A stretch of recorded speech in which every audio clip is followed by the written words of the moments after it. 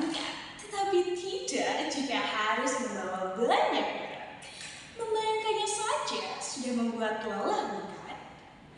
Bicara soal lelah, saya jadi teringat seorang teman yang sudah bekerja. Ia tak kenal lelah karena terus-menerus berjuang dengan tumpukan tugas dan juga tenggat waktu yang tak pernah habis. Senin ke Minggu dan sebaliknya, semua dihabiskan di kantor. Pertanyaannya, jika untuk merasakan lelah saja tidak ada waktu, apakah ada waktu untuk merasa bahagia? Dunia semakin cepat untuk bergerak, dan sebagai administrator, beradaptasi di Society 5.0 bukan lagi sebuah tantangan, tetapi sebuah kewajiban. Di era ini, tuntutan terhadap administrator telah berubah drastis sekali. Tidak hanya kita yang harus menguasai teknologi terbaru saja, tetapi juga harus memanfaatkan otomatisasi untuk efisiensi serta tetap relevan dengan perubahan tren dan teknologi yang sangat cepat. Administrasi tidak lagi sekedar mengatur dan mengelola, tetapi juga harus mampu untuk berinovasi dan beradaptasi dengan kecepatan perubahan yang sangat tinggi. Ketidakmampuan untuk mengikuti perkembangan ini banyak sekali mengancam bukan hanya produktivitas, tetapi juga keberhasilan organisasi di pasar yang kompetitif. Namun, jangan sampai kita terlalu sibuk untuk mengejar ikan hingga mengabaikan untuk merawat jalan. Health and Safety Executive atau HSE mencatat bahwa tahun 2020 sebanyak 828.000 pekerja di Inggris mengalami dampak serius dari stres terkait tuntutan pekerjaan.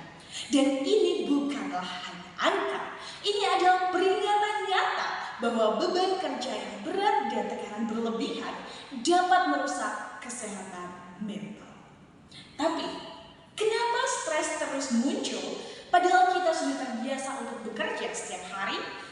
Menurut teori dari German Cantrell dan juga Support dari Terrell, stres kerja ini biasanya muncul ketika beban kerja kita sangat tinggi, kita memiliki sedikit kendali atas pekerjaan kita, dan dukungan dari orang sekitar ini minim.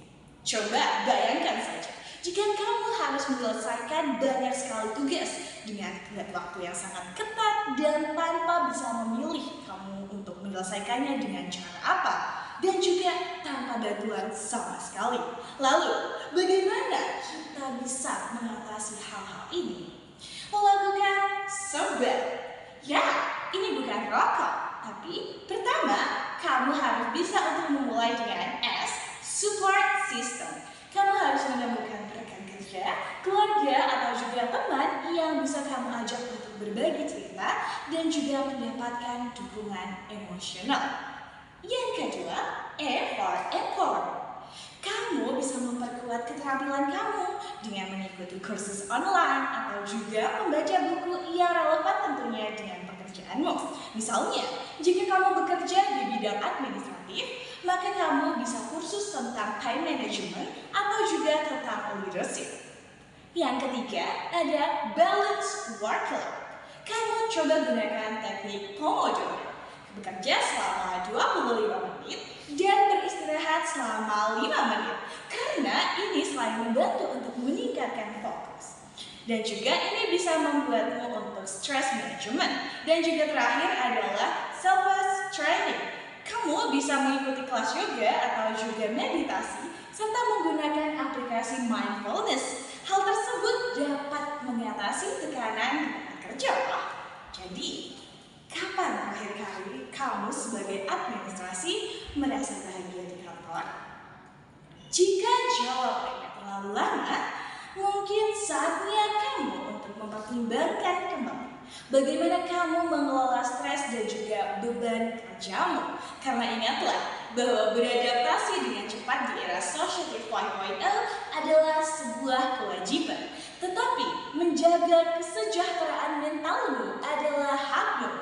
Dengan menerapkan strategi sebat, kamu dapat menciptakan lingkungan kerja yang lebih seimbang dan juga menyenangkan. Karena ingat, seiring kamu bekerja keras dan berinovasi, pastikan kamu juga berinvestasi dalam kesehatan mental dan emosionalmu.